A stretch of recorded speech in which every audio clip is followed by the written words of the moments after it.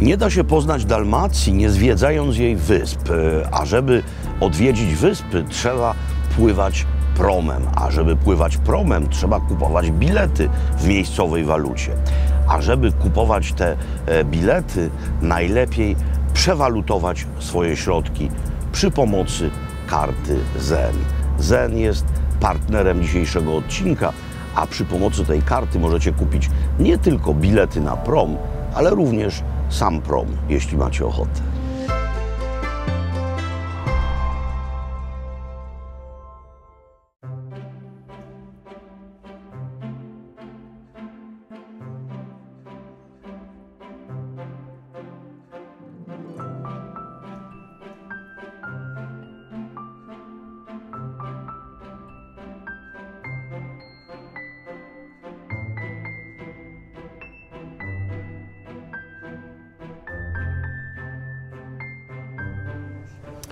Moi drodzy, pora niemal zbrodniczo wczesna, ale warto tutaj wcześniej wstać, choćby po to, by mieć cały dzień, żeby wam pokazać Korczulę.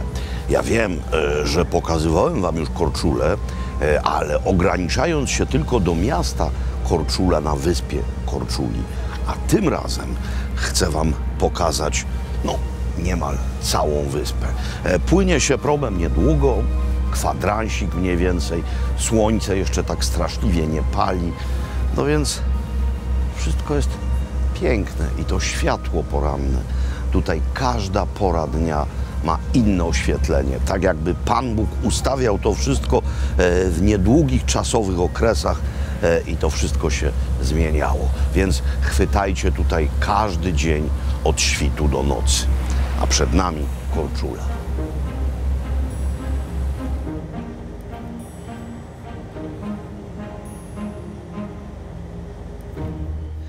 Prom samochodowy z Pelieżca płynie nie do miejscowości Korczula na wyspie Korczula, lecz do miejscowości Domincze. Pamiętajcie, jak będziecie chcieli zwiedzić tylko miasto Korczula, to płyńcie promem pieszym, który do Korczuli właśnie płynie, samochodem Domincze.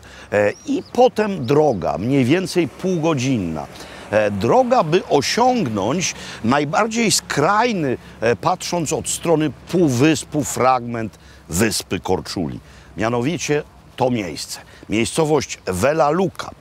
Tam przystań promowa, tam marina, to jest to, co przed chwilą widzieliście, no i w tym fragmencie również. A to jest Vela Luca, która na początek jest naszym przeznaczeniem. Przyjeżdżając do Vela Luki, muszę zacząć od najsłynniejszego Vela Luczanina. To właśnie tutaj, z tej miejscowości pochodził Oliver Dragojewicz. Najsłynniejszy dalmatyński, chorwacki pieśniarz. Zresztą wiele razy wam o nim wspominałem. Jeśli będziecie mieli okazję, zobaczcie w internecie. Jest niezwykła scena jego pogrzebu, gdy trumna na łodzi ze Splitu wieziona jest właśnie tutaj do Velej Luki, gdzie Dragojewicz na miejscowym cmentarzu spoczywa. A to jest jego dom rodzinny. Tam taras, gdzie spędzał całe lata. Od tego wypada rozpocząć tutaj wizytę, ponieważ jak posłuchacie raz Klucz Żywota, ta pieśń będzie już na zawsze z wami. To, co ja, a i wy mamy teraz przed oczyma, widział też Tadeusz Kantor. I widział to codziennie i widział podczas pobytu tutaj wyłącznie to, ponieważ odmawiał uczestnictwa w jakichkolwiek wycieczkach i kiedy przybył do Velej Luki, po prostu siedział na krześle przed hotelem i gapił się w tę stronę. Skąd się tutaj wziął Tadeusz Kantor? No nie był tu na takich zwykłych wakacjach. Rok 1968, lato, niezwykle gorące, praska wiosna i zapowiadająca się sowiecka interwencja w Czechosłowacji. Ale pamiętajcie, że Jugosławia nie była w bloku sowieckim, była wtedy liberalniejsza.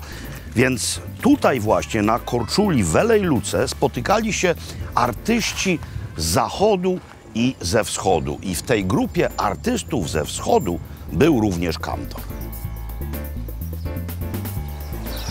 Oto tablica upamiętniająca wzlot artystów z roku 68.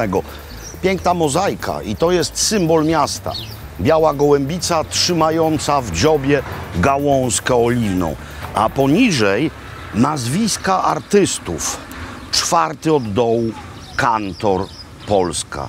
Nad nim Franco, ale nie chodzi tutaj o generała Franco, gdyż on nie był jednak artystą. Franco z Brazylii w dodatku. Teraz ważna rzecz. Otóż kantor ciut wcześniej w Szwajcarii napisał manifest, który nazwał Ambalaż. Ale kiedy siedział na tym krześle, to widział również dzisiaj dawną, a wówczas działającą pełną parą jugosłowiańską fabrykę konserw rybnych o nazwie Ambalaża. I kto wie, być może ten manifest nazwał tak właśnie z powodu tego widoku. Jeszcze jedna rzecz, on siedział cały czas na krześle tutaj i właśnie mniej więcej od tego momentu zaczął się okres krzeseł w twórczości kantora. Zapraszanie artystów nawet na koszt miasta, albo zwłaszcza na koszt miasta, gdyż artyści często bywają niezamożni, jest idealnym pomysłem, ponieważ po artystach zostaje ferment, artystyczny ferment. I tak było w tym wypadku. Widzieliście mozaikę z gołębicą i gałązką oliwną, no i to zainspirowało władze miasta, by zaprosić wszystkich tych, którzy potrafią robić mozaiki, żeby je zrobili. I dzisiaj to jest jeden z symboli miasta. No w zasadzie cała tutaj Riva jest takim ciągiem mozaik ozdobiona, a to jest City, to jest główna część miasta, więc jesteśmy w samym centrum. Korczula jest w znacznej swej części pofałdowana, a te górki są porośnięte niedostępnym śródziemnomorskim lasem.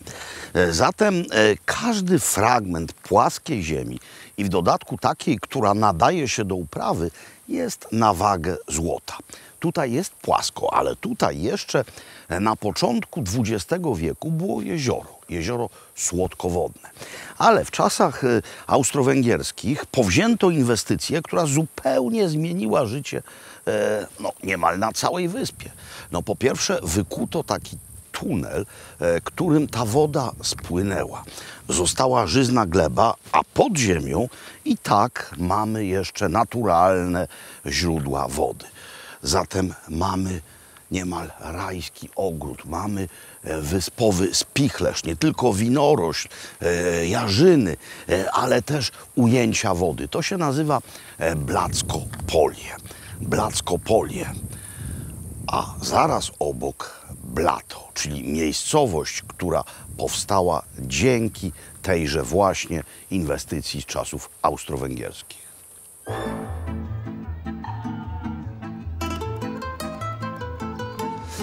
Jak zaczynać w Blacie, to najlepiej w jego historycznym centrum.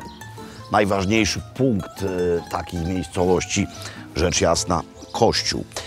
Kościół z elementami gotyckimi, bo ta rozeta, bardzo możliwe, że jest gotycka, chyba nawet na pewno jest, ale pierwsza świątynia stała w tym miejscu już w wieku IX. I teraz coś, co jest obok kościoła, bo człowiek się modli, ale człowiek też musi kupować i sprzedawać. Więc co to jest? To jest taka dawna hala targowa, czyli coś w rodzaju sukiennic. Dzisiaj już nie pełni swoich funkcji, ale cudownie wygląda.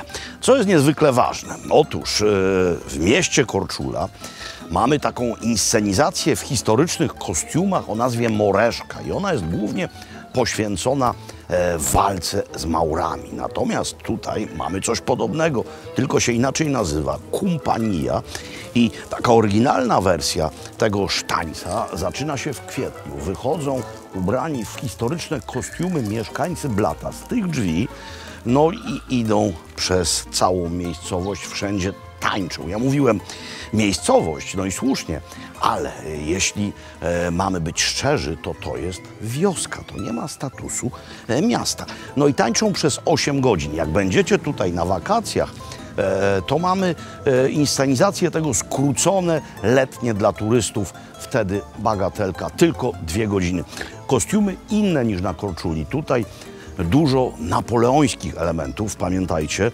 To właśnie Napoleon położył kres Republice Weneckiej, która tu wcześniej była, i ustanowił swoje quasi państwo, które tylko kilkanaście lat trwało, ale jego reprezentant generał Marmont we wdzięcznej pamięci miejscowych się zapisał.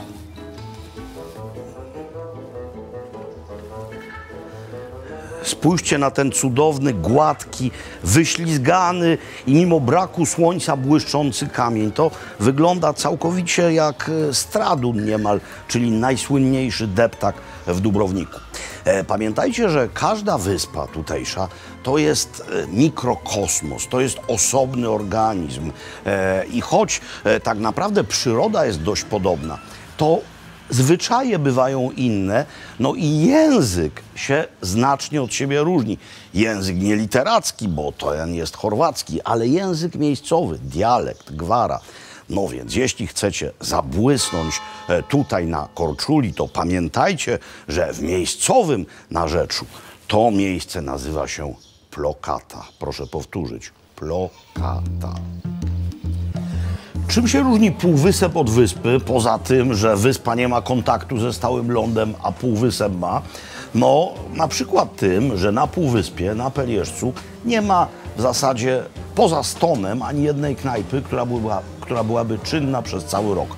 A tutaj są, ponieważ paradoksalnie tutaj jest więcej życia, tu mieszka więcej ludzi, którzy po prostu żyją swoim życiem i chodzą przez cały rok do Konoby. No i to jest taka właśnie Konoba z Linie. Jest tutaj w menu dział potraw miejscowych, poza ogólnodalmatyńskimi klasykami. No i wziąłem coś z tegoż działu. No więc bez jednej rzeczy tylko nie wziąłem, mianowicie paszticady Saniokima, no bo po tym musiałbym natychmiast iść spać. Już wam to pokazywałem.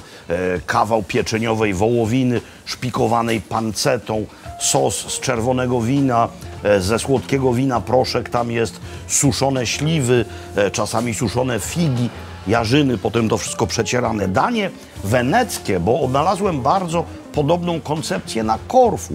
Tu jest paszticada, a tam jest pasticcio. No dobra, ale skupmy się na czymś pewnie i też weneckim, a nawet na pewno weneckim, ale typowym dla Korczuli. To jest moje zasadnicze jedzenie. Mianowicie brudet vel brujet vel brodetto, jakby powiedzieli Wenecjanie, czyli ryba najczęściej, mogą być też owoce morza, duszone w sosie pomidorowym z dodatkiem wina, z dodatkiem octu, z dużą ilością cebuli. To jest cudowna i jakże niedoceniana ryba, mianowicie skusza, czyli makrela, do tego obowiązkowo polenta albo też palenta, no czyli kasza kukurydziana, ale jak podana, odciśnięta w takiej muszelce, ma kształt capesante, czyli coquille Saint-Jacques, czyli muszli świętego Jakuba. To jest ogólnodalmatyński, ogólnośródziemnomorski klasyk, mianowicie cyrni riżot. To na półwyspie też zjecie, mianowicie żynowski makaroni, czyli ten na drucie makaron razem z krewetkami miejscowymi, dzikimi. Zobaczcie, to są niewielkie maleństwa. No i slana riba, ale to jest najważniejsze dla mnie, ponieważ makrela A ma ciemne mięso, B szybko rośnie, więc nawet jeśli wody są zanieczyszczone, to nie wchłania tychże zanieczyszczeń. Jest absolutnie doskonała. No i jest jeszcze jedna zaleta, poza smakiem. Boskie. To jest jeszcze podbite odrobinę słodkim winem, więc jest kwasowość i słodycz. Otóż, jaka jest jeszcze jedna niezwykle ważna zaleta makreli? Cena. Cena. To jest jedna z najlepszych, z najtańszych ryb. I nie ma makreli hodowlanych. ale dobre.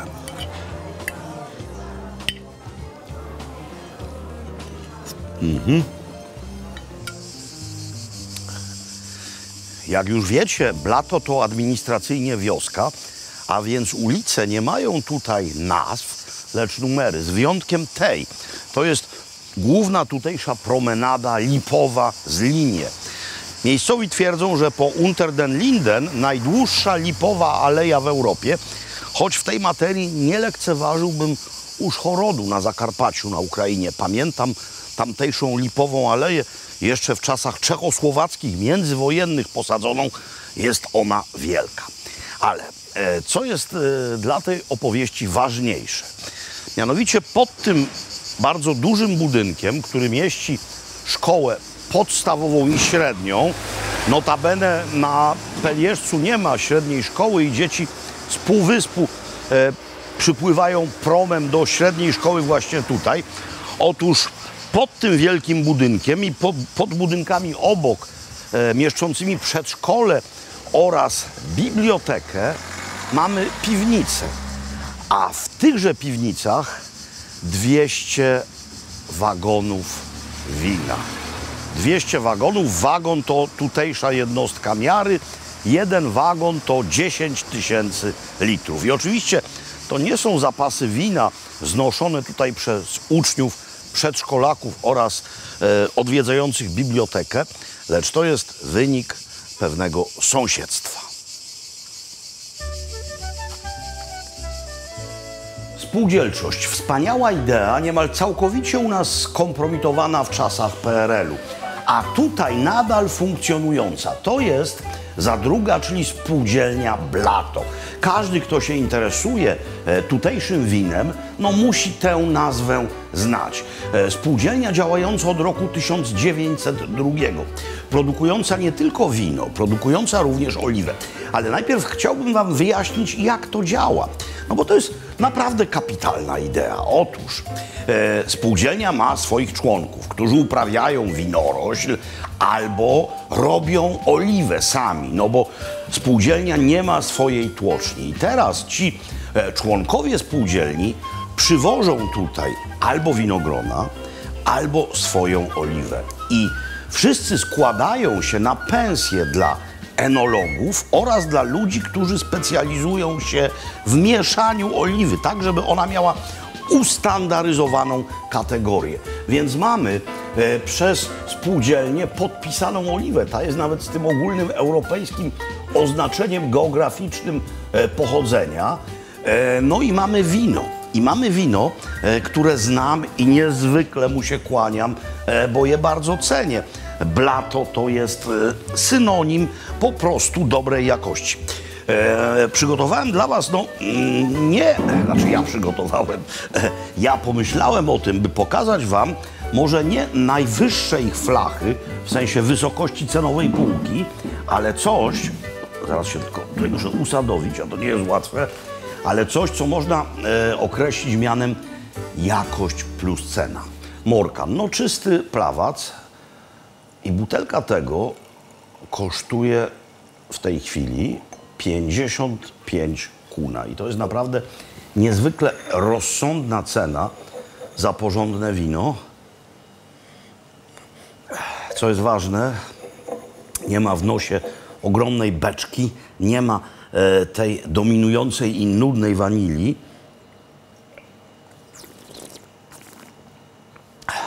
No, po prostu piękny plawac, bardzo przyjemna kwasowość. Tu mam, rzecz jasna, miejscową oliwę. Miejscową to nie znaczy, że tylko z Korczuli, ale z Blata. No tu mam co? Sir Pryszut. To jest oczywiście sklep, ale to jest również miejsce degustacyjne. Można tu przyjść i sobie takowe rzeczy zaordynować, czego z całego serca wam życzę.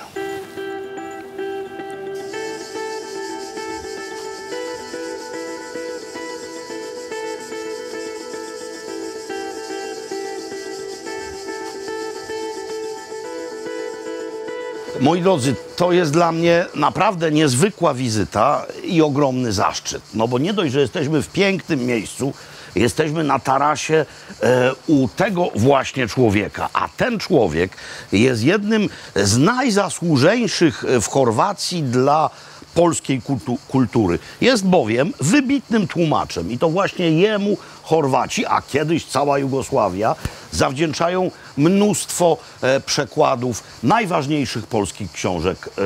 Gdzie się, Mladen Martić, jeszcze nie powiedziałem, z kim wy macie do czynienia, bo myśmy się już sobie przedstawili wcześniej, rzecz jasna. Mladenie, gdzie się nauczyłeś polskiego? W 65 byłem z matką po raz pierwszy w Polsce i to była miłość na pierwszy, jak to bywa w życiu. Potem w 67 musiałem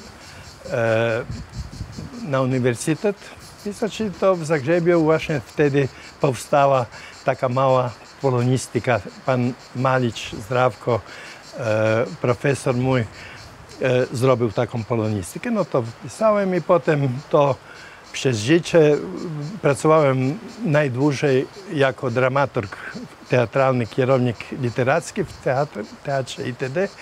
I wtedy tłumaczyłem w pierwszym okresie życia tylko dramaty, bo koledzy pytali, no wtedy Mrożek Czalow, Różewicz, to był niemal, Mrożek był wtedy tak popularny w świecie, jak teraz Milo Gawran. Gawrana grają w Polsce w wielu miejscach. Gawranu pierwszą książkę wydałem. To też muszę ci powiedzieć. Ja byłem redaktorem pierwszej książki i napisałem na ostatnim słowu, napisałem, że wtedy było już imię, ale napisałem, że ja zostanę w historii tylko jako redaktor tej pierwszej książki tego młodego człowieka. I zrobił karierę. I zrobił karierę. Tak. No, ogrom twoich dokonań jest niezwykły. Ja tutaj mam listę. Słuchajcie, na tej liście jest, no nie wiem, Gombrowicz, Mrożek, Grochowiak, Lem, Tym, a przed sobą mamy, no na przykład Olgę Tokarczuk, Tieraj swój pluk preko mrtwaczkich kostiju, czyli prowadź swój pług przez kości umarłych, ale też Sapkowskiego przełożyłeś. Tokarczuk to nie jest chyba łatwa rzecz do przełożenia. Nie. Sapkowski też nie jest łatwy, ale Olga jest... Właśnie ten księgi Jakubowe są ciężkie, ale... No są ciężkie nie tylko ze względu na rozmiar, tak. ale język również. Tak, ale jeżeli człowiek jest miłośnikiem Olgi, a każdy, kto przeczyta parę słów z jej, od razu zostanie miłośnikiem do końca. Ale tak. Tłumaczysz też z chorwackiego na polski? Nie, tego nie. Tłumaczę, bo lubię kryminały, dlatego Miloszewskiego, przetłumaczyłem Krajewskiego. A twój ulubiony polski pisarz, albo też pisarka? Olga. I to nie dlatego, że Nobla dostała? Nie. Przed tym ja mówiłem, to koledzy teraz pamiętają, bo ja mówiłem przed 8 lat, że Olga na pewno dostanie Nobla, tylko musi przeczekać, bo Wisława Szymborska dostała 20 lat temu, żona Polka. Nie można od razu dostać Nobla, ale Nobel przyszedł. Widzicie, więc mamy do czynienia nie tylko z tłumaczem, ale mamy również do czynienia z wieszczem. Dziękuję ci serdecznie za to, że mogliśmy być tutaj. To jest dla mnie ogromna przyjemność i ogromny zaszczyt i w imieniu tych wszystkich, którzy w Polsce kochają literaturę, a jest ich niemało, musimy ci podziękować za to, że dzięki tobie kontakt z naszą literaturą mają również ludzie mieszkający tutaj. Wielki szacunek. Dziękuję serdecznie. Maslinik to gaj oliwny. Gaje oliwne rosną w różnych miejscach, no i poza tym, że drzewa oliwne są do siebie podobne, to inaczej te miejsca wyglądają, miejsca, w których te drzewa posadzono. Tutaj człowiek musiał zadać sobie naprawdę ogromnego trudu, aby tę niemal jałową ziemię przysposobić. Te kamienne murki, a tutaj kamienne szlaczki, to nie są ozdoby, to są po prostu kamienie usunięte z tej przestrzeni, na której oliwki rosną. No i gdyby to był tylko gaj oliwny, to na tym byśmy skończyli naszą w nim wizytę. Ale tutaj mamy coś jeszcze. Ten maslinik ma również taki swój gospodarski dom. Można by, używając współczesnego terminu, powiedzieć, że jest to wikendica, czyli dom wypoczynkowy, ale tak naprawdę to było schronienie dla tych, którzy ciężko tutaj pracowali, więc nie ma wodociągu, woda jest ze zbiornika, deszczówka, jest szambo, nie ma kanalizacji, gaz jest z butli, no i prąd jest tylko z generatora. Ale jest wszystko, no i przede wszystkim jest pięknie. A co najważniejsze, gospodarzami tego miejsca są państwo Silva i Damir. Zobaczymy ich, bo tam się w środku krzątają. Ktoś jeszcze będzie.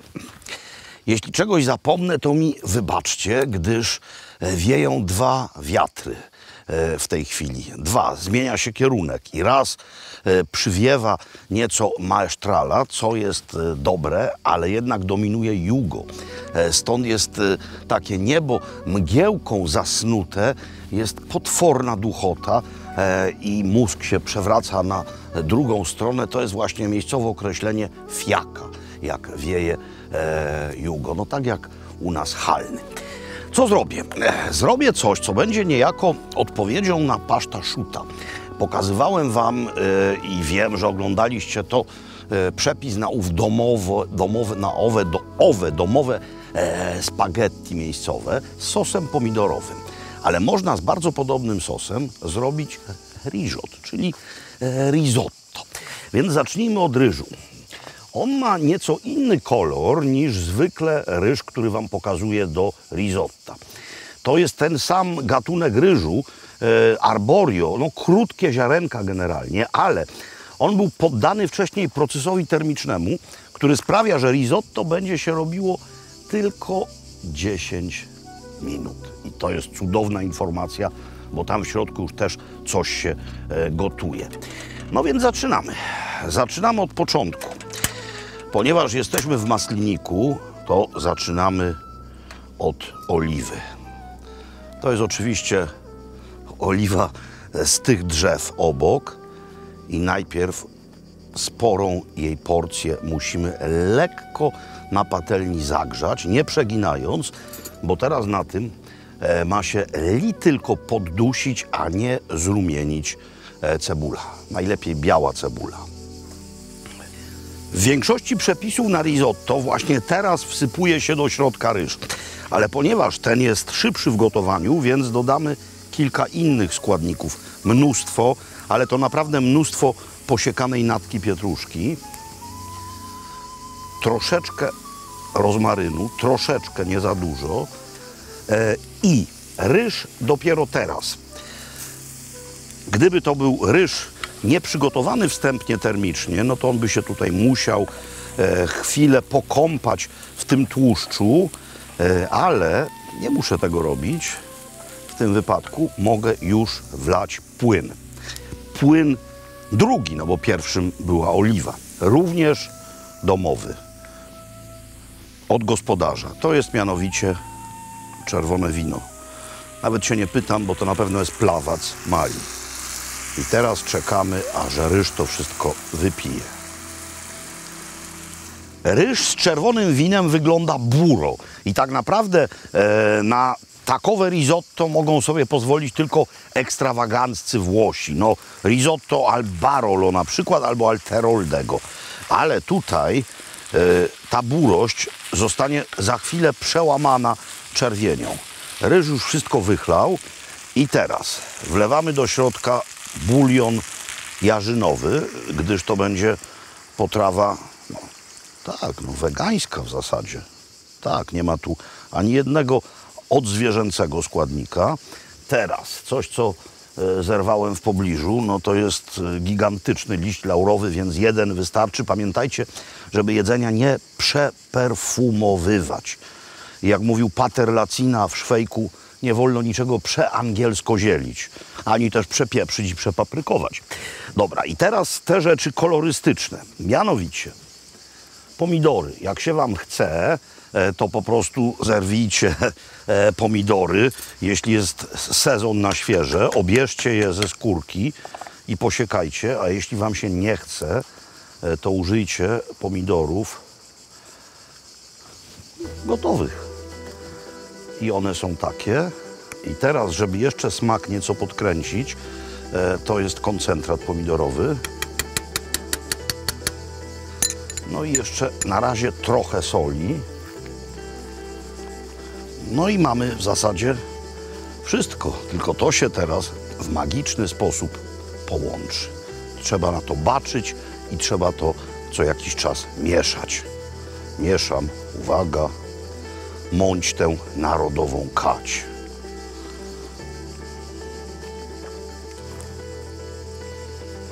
Procedura z reguły wygląda tak w wypadku risotta, że teraz trzeba dodać trochę masła, trochę startego sera i rzecz przykryć, ale że nie będę w masliniku używał masła. I to risotto wcale masła nie wymaga. I nie wymaga już przykrycia. Nie wymaga też sera. Oczywiście to nie jest risotto z owocami morza, więc ser nie jest tutaj wykluczony, ale nie jest konieczny. Obiecałem wam, że rzecz będzie wegańska, no i taka jest. Ale trzeba tu zrobić jedną rzecz koniecznie. Mianowicie w środku taką dziurkę i tu mam porcję zostawioną oliwy, żeby wam pokazać, jak to się wykańcza. To wygląda cudownie. To jest porcja pokazowa, natomiast to zabieram do środka, gdyż to będzie skromny dodatek maleńki do tego, co nas tam właśnie czeka. Nasi gospodarze, czyli państwo Bacic, Silva i Damir, no i państwo Kramarowie, Basia i Wojtek, od lat związani prywatnie i zawodowo z tą częścią świata. No a Basia jest przy okazji wybitną tłumaczką prawie wszystkich jugosłowiańskich dawnych języków. Tak, tak mi się udało. Bez albańskiego. Czy z albańskim? Nie, jeszcze nie. Nie, słowiański. Ale najwięcej w tej chwili tłumaczysz z chorwackiego? Czy z chorwackiego, chorwackiego? Słuchajcie, to, że zaprosiliście nas tutaj, że pokazaliście nam swoją wielką tajemnicę, to jest rzecz nie do przecenienia. Jak długo się znacie? 22 lata. Tylko. W 2017 roku gmina Blato przyznała im i nam nagrodę, dyplom za najdłużej odwiedzających to miejsce cudzoziemców. I powiedzieliśmy, że jak już będzie 20 lat, a jest 22, to my poprosimy o kawałek placu. Ziemi. Ale niestety przestali dawać nagrody. Moi drodzy, no my musimy zacząć jeść. Koniecznie. Pozwólcie, że ja opowiem, co my tutaj mamy na stole, a wy po prostu normalnie jedzcie. I mamo, to prije to bila siromašna hrana, a sada je kraljevska hrana. Tako se svijet promijeni, bo nema ništo bolje kao friška pečena ryba i plodovi mora. Ja moram to korak po korak wyjaśnić. No więc, moi drodzy, a wy jedzcie. To nie jest takie łatwe. Zobaczcie, no więc tak, przystawki klasyczne, dalmatyńskie. Ser, pryszut, oliwki, domowe. Tutaj miejscowe krewetki. Widać to po wielkości. Te krewetki się je razem z pancerzykiem, jeśli ktoś lubi. Można to zrobić i są wspaniałe. Tutaj całe pieczone w całości ryby, sałatka, oczywiście coś, co rośnie obok, czyli pomidory, ogórki, czerwona cebula. No i jeszcze moje skromne risotto. A jeszcze blitwa. No oczywiście. Nema ribę bez blitwy. No więc tu jest blitwa, trochę risotta. Dobra, ja znam dobro o Kuzimiris toga. Волим то, що ви сте скухали. Voilà. A ja pocztem kozicę może upoczętka.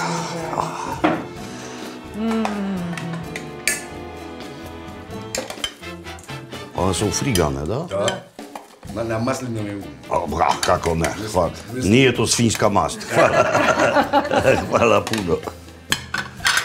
Hvala. Tak. Hvala. Dosta. Vojtek. A teraz już tu będziemy siedzieć parę godzin. Za chwilę, jak widzicie, są miejsca. Agnieszka, Andrzejek, Mario dołączą. Zazdrośćcie nam. A zazdrość niech będzie w tym wypadku pozytywna. Przyjedźcie i dołączcie do dalmatyjskiej kompanii. Stół na Korczuli czeka. No może nie ten, ale w ogóle jest tu dużo stołów. Oj,